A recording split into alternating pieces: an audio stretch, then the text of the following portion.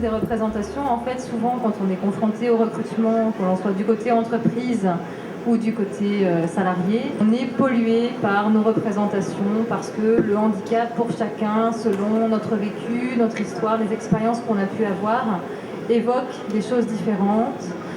Comme élément, on a peur de la différence. La peur, elle est des deux côtés. Et dans les deux côtés, il y a la peur de l'inconnu. Quand on recrute un candidat, on a un bon candidat, un bon CV, le RH valide la candidature. Et si le RH n'a pas bien analysé la candidature, il ne va pas avoir tous les éléments.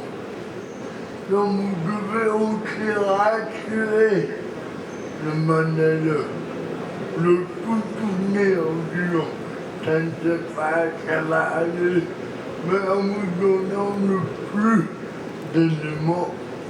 On me dit souvent, bon, on va engager des handicapés. Arrêtons de déconner. Vous n'allez pas engager les handicapés. Vous allez engager des personnes avec des compétences, avec de la motivation, avec des éléments intéressants pour votre entreprise. Et il peut être handicapé. Mais ça, c'est un élément en plus.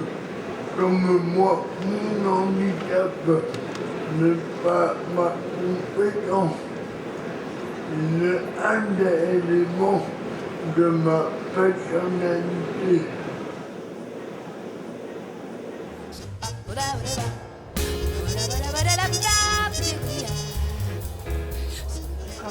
Il y a la radio Vivre FM aussi, donc je vais vous expliquer un peu ce qui nous a passionnés sur la santé mentale. On a des centres de formation, on a la revue et la radio, qui est un deuxième stade où les gens là sont... à la revue, c'est l'informatique, donc ils ont des cours particuliers, mais ils sont un peu devant leur écran chacun, ils suivent un cursus à leur vitesse chacun. Et à la radio, par contre, c'est plus ensemble. Ils sont plus en travail en groupe, 8-9 personnes, où ils apprennent à faire des reportages, s'interviewer eux-mêmes. Ils vont même dans la rue, ce qui est quand même faire des reportages micro-trottoirs, c'est pas évident. Ils font des émissions pour Vivre FM. Et ils sont vraiment très... c'est d'un seul coup, c'est un deuxième stade. C'est-à-dire que le premier stade, c'est j'apprends que je peux réapprendre, que je peux...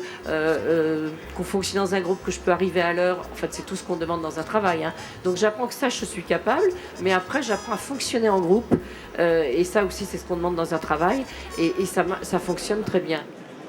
On prend les gens comme ils arrivent. C'est-à-dire qu'on refuse personne. Tous les gens qui ont envie d'aller vers le milieu de travailler, dans la formation, on prend les personnes comme elles arrivent. Alors il y en a qui sont très bons en informatique, puis il y en a qui n'ont jamais touché un ordinateur. Donc pour mettre les gens un peu en relation, on a des professeurs qui prennent les gens en cours particulier, 2 fois par semaine.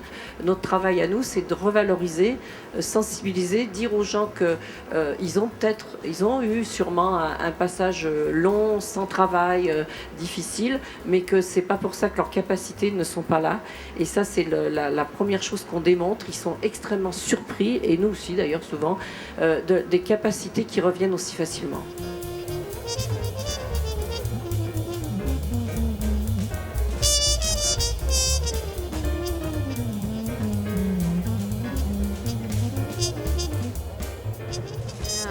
handicap moteur. Et j'ai pris 3 jours de congé pour faire les 3 jours du salon. Je suis venue chercher tout un tas d'informations. J'essaye d'assister à tout un tas de conférences aussi, que ce soit sur l'accessibilité ou sur l'emploi, pour mieux m'armer après dans ma vie, dans mes démarches par rapport au handicap. Ça m'a beaucoup apporté en déconstruction d'images et d'a priori qu'on se fait. Pourtant, je fais moi aussi de la sensibilisation, mais voilà, je pense qu'on a toujours à apprendre. Il y a eu des progrès, donc ça, je ne suis pas la seule à le dire, et effectivement, on les sent. Cela dit, la distance entre l'état d'esprit qu'il y a dans un salon comme le salon autonomique et la vie de tous les jours, que ce soit dans les transports, dans les commerces, à l'école ou au travail, me semble encore très important. Il y a des progrès, c'est des progrès de balbutiement, je pense.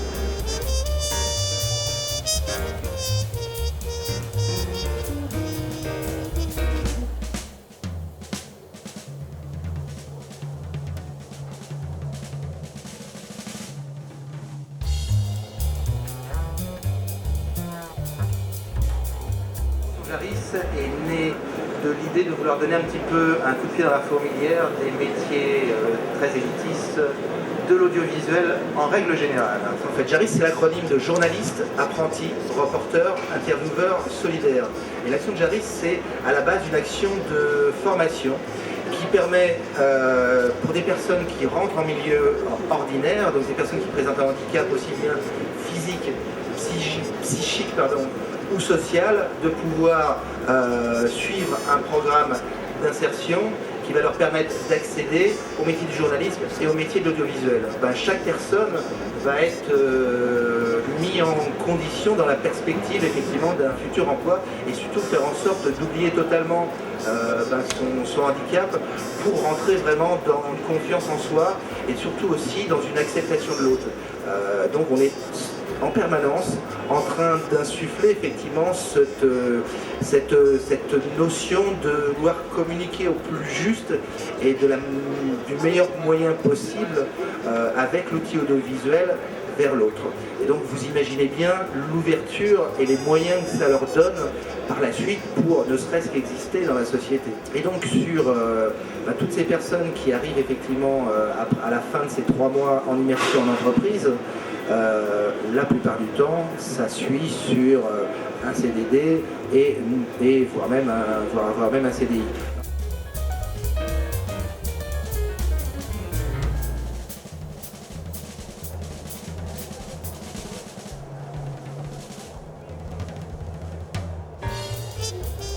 Si l'entreprise veut gagner ses parts de marché et garder sa place le plus longtemps possible, il faut qu'elle soit représentative de la société.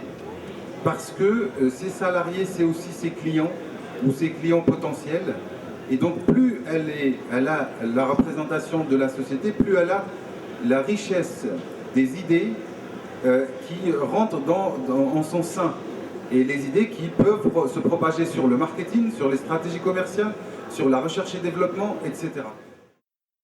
La solution, c'est plutôt faire une analyse très très fine sur les tâches que la personne doit produire et puis voir comment on va trouver l'outil pour produire ces tâches.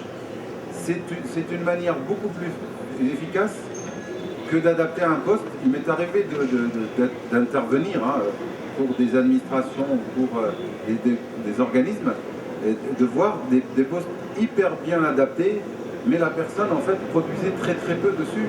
Pourquoi ? Parce qu'on n'a pas adapté la façon de faire.